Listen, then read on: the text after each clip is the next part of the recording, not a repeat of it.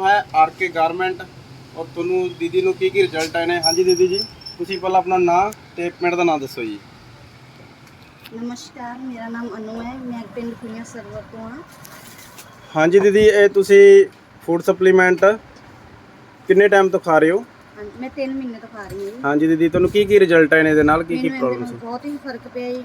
ਮੇਰੇ ਪੈਰਾਂ 'ਚ ਦਰਦ ਰਹਿੰਦਾ ਸੀ, ਮੈਨੂੰ ਤੁਰਨ 'ਚ ਦਿੱਕਤ ਆਉਂਦੀ ਸੀ, ਹਾਂਜੀ ਦੀਦੀ, ਤਾਂ ਮੈਨੂੰ ਘਬਰਾਹਟ ਵਗੈਰਾ ਰਹਿੰਦੀ ਸੀ, ਘੁੱਟਣ ਵਗੈਰਾ ਮਹਿਸੂਸ ਹੁੰਦੀ ਸੀ। ਇਸ ਖਾਣ ਨਾਲ ਮੈਨੂੰ ਬਹੁਤ ਹੀ ਫਰਕ ਪਿਆ ਹੈ।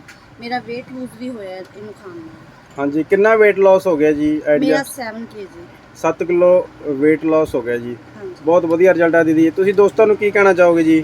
ਮੈਂ ਦੋਸਤਾਂ ਨੂੰ ਕਹਿਣਾ ਚਾਹਾਂਗੀ ਕਿ ਸਭ ਨੂੰ ਇਹ ਯੂਜ਼ ਕਰਨਾ ਚਾਹੀਦਾ ਹੈ। ਫੂਡ ਸਪਲੀਮੈਂਟ ਹੈ, ਇਹਦਾ ਕੋਈ ਨੁਕਸਾਨ ਨਹੀਂ।